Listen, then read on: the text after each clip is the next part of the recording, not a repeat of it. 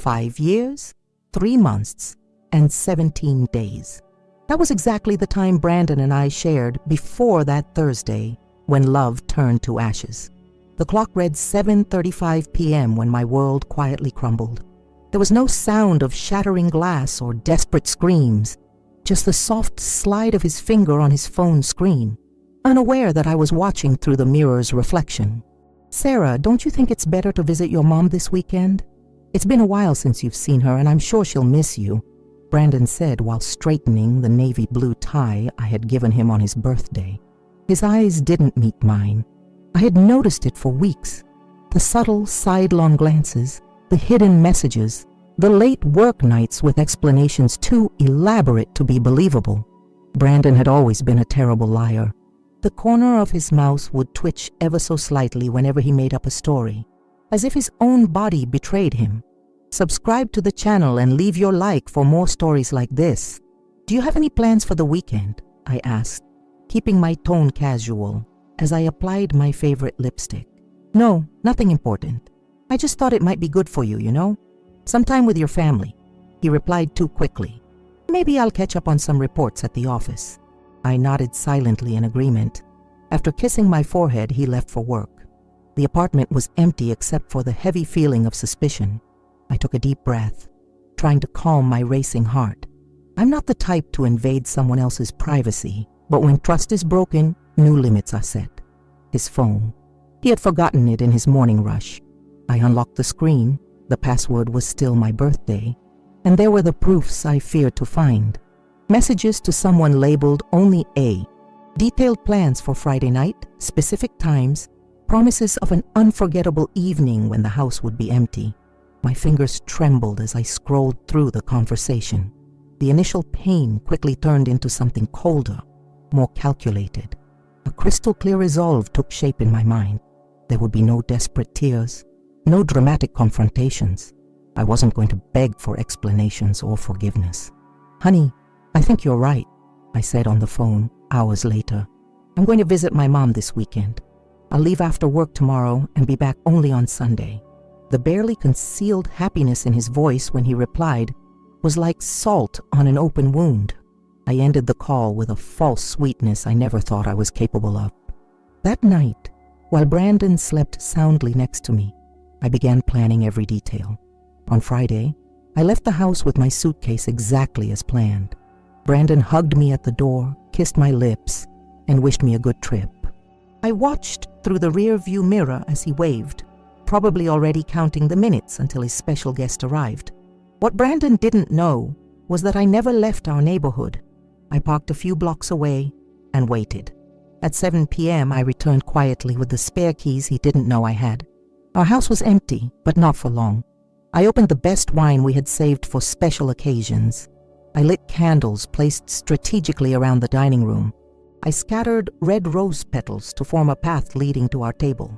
I set up the perfect scene for a romantic dinner, not as the betrayed wife, but as the architect of a meticulously planned revenge. While I was putting the final touches on everything, I heard the familiar sound of a key turning in the lock. I hid in the guest room, where I had secretly installed a small camera pointed at the dining room. Now it was just a matter of time. Brandon entered first, holding the hand of a brown-haired woman. She looked surprised to see such a romantic setting. "Did you set all this up for me?" she asked, visibly moved. "Of course," Brandon replied, clearly confused yet trying to appear in control. "Only the best for you, Adriana." Adriana. Finally, the mysterious A had a face and a name. I watched as they settled at the table I had prepared, pouring themselves the wine I had opened. It was time for the next move on my personal chessboard. I took a deep breath and adjusted my little black dress, the one Brandon always said looked perfect on me. I walked silently down the corridor until I reached the dining room entrance. They had their backs turned to me, glasses raised in a toast to something I couldn't hear. The clink of crystal marked my entrance. "Dinner is served." I'll never forget the look on Brandon's face when he turned. First confusion, then shock, and finally pure terror like I'd never seen before. His glass slipped from his fingers, spilling red wine across the white tablecloth. A red stain spreading like a truce that could no longer be contained. "Sarah?" Weren't you supposed to be at your mom's?" His voice faltered on the last word. "And miss this special occasion? No way." I smiled serenely as I approached the table. "Aren't you going to introduce me to your guest?" Adriana looked between Brandon and me, slowly coming to understand. "Brandon, who is she?" "Adriana, I take it." "Nice to meet you. I'm Sarah, Brandon's wife." I pulled up a chair and sat down calmly. "Please don't get up. The night is just getting started." Brandon partially recovered from his shock. "Sarah, it's not what it looks like. Adriana is just a co-worker and—" "Spare us, Brandon." I cut him off with a coldness that surprised even me. "Co-workers don't usually send messages about how they can't wait to undress each other in our marital bed." Adriana paled. "You're married? You told me you were getting a divorce." She threw the napkin on the table and tried to stand. "Please, stay." My voice was gentle but firm. "You deserve to hear what I have to say too." Brandon tried to regain control. "Sarah, let's talk in private. This is between us." "No, it's not just between us anymore." I pulled my phone out of my pocket. "Especially since for the past 20 minutes this moment has been broadcast live to your parents, my parents, our closest friends, and oh, your boss at the office." The color drained from Brandon's face. "You didn't do that." "I did, and there's more." I opened my purse and pulled out a folder of documents. "While you were planning your romantic night, I was busy with my lawyer." I slid the papers toward him. "The divorce settlement, everything is ready. And as you can see, I wasn't very generous with the division of assets." Brandon flipped through the documents with trembling hands. "This is absurd. You can't take the house and the car. And my share of our joint savings, I can and I will. Unless you'd prefer that I show the judge the evidence of your infidelity. My lawyer assured me it would be an even worse case for you." I kept my tone calm, almost businesslike. Adriana finally found her voice. "I really didn't know he was married. He told me he was living on his own, that the divorce was just a pending formality." "I don't blame you, Adriana." I turned to her. "Brandon was always convincing when he wanted something. Believe me, I know it all too well." "This is crazy." Brandon ran his hands through his hair, desperate. "You can't just walk in and tear everything apart like this." "I tore everything apart?" A bitter laugh escaped me. "It's interesting how you see yourself as the victim here. Tell me, when exactly did I destroy our marriage? Was it when I set up this romantic dinner, or when you chose to betray the person you promised to honor and respect?" The silence that followed was almost palpable. Brandon stared at the divorce papers, as if he could will them to vanish. Adriana looked like she wanted to melt into the chair, visibly uncomfortable. "How long?" I finally asked. "What? How long has this been going on?" Brandon hesitated. 3 months. 3 months, I repeated slowly. 3 months of lies, hidden messages, and fake work nights. Meanwhile, I believed we were building a life together. "Sarah, please." His voice trembled now. "We can talk about this. We can try again. It was just a stupid mistake. A stupid mistake is forgetting to pay a bill or missing an important appointment." My voice stayed controlled, but every word carried the weight of my disappointment. "What you did was a conscious choice, repeated day after day for 3 months. I stood up and walked over to the shelf, grabbing a pen. "Sign the papers, Brandon. The live stream is still on, and I'm sure no one wants to see you prolong this humiliation any longer." Adriana suddenly got up. "I need to go. I don't want any part of this." She grabbed her purse and turned towards me. "I'm really sorry." I nodded briefly. "The door is right there."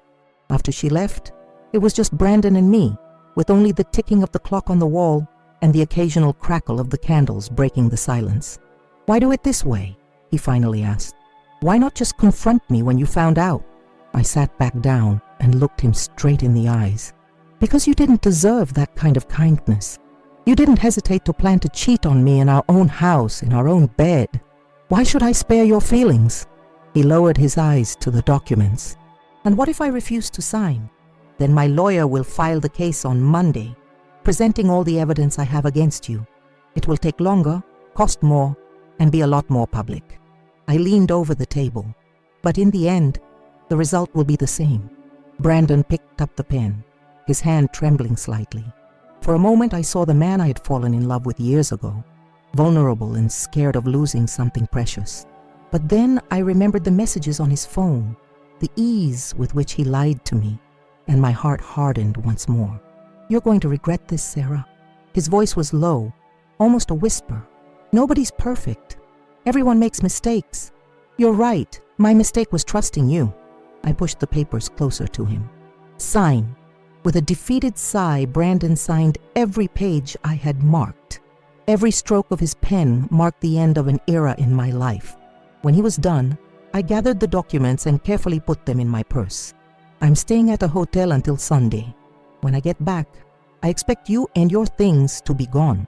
I got up from the chair, feeling a strange mix of sadness and liberation. "The keys will be on the entry table when you leave." Brandon sat there, suddenly looking smaller, older. 5 years wasted like that. "I wasn't the one who wasted them, Brandon." I walked toward the door, but before leaving, I turned one last time. "Dinner's in the oven. It'd be a shame to waste it. After all, you seem so hungry. For other things." I left the house, feeling the cool night air on my face. I didn't look back as I made my way to my car. My phone kept buzzing with notifications, probably reactions to the live stream I had just ended. I ignored them all. During the short drive to the hotel, I felt silent tears rolling down my cheeks.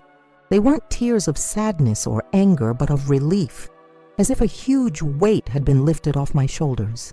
For the first time in a long time, I breathed deeply without that crushing pressure in my chest. On Sunday, when I returned to the house, now officially all mine, there was no sign of Brandon. His clothes had disappeared from the closet, and his toiletries were nowhere to be found in the bathroom.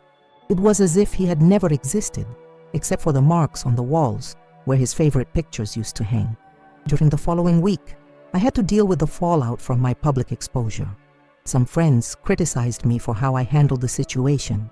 Others supported me unconditionally. Brandon's family called, alternating between apologies and accusations that I was being excessively cruel. I ignored most of the calls.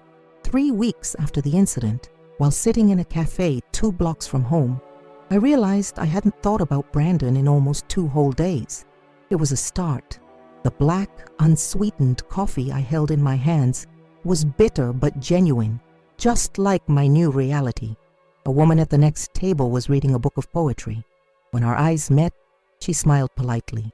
I returned the smile, feeling it was the first genuine one I'd had in a long time. "Good book?" I asked, surprising myself with the initiative. "Wonderful." She flipped the cover so I could see.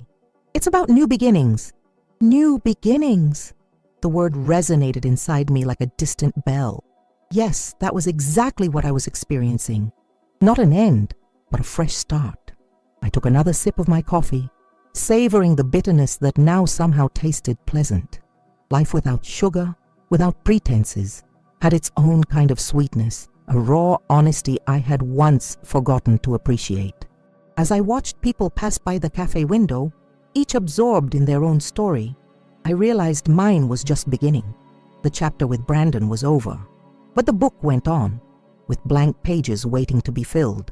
I had no idea what the future held, and for the first time in years, that uncertainty didn't scare me. There was something deeply liberating about knowing that all my next decisions would be mine alone. No commitments, no compromises. The cafe was nearly empty when I decided it was time to go. I left a generous tip and got ready to leave. The woman with the poetry book looked up as I stood. "Have a good day," she said. "I will," I replied with a certainty that surprised even me. "I definitely will. Subscribe to the channel and leave your like for more stories like this."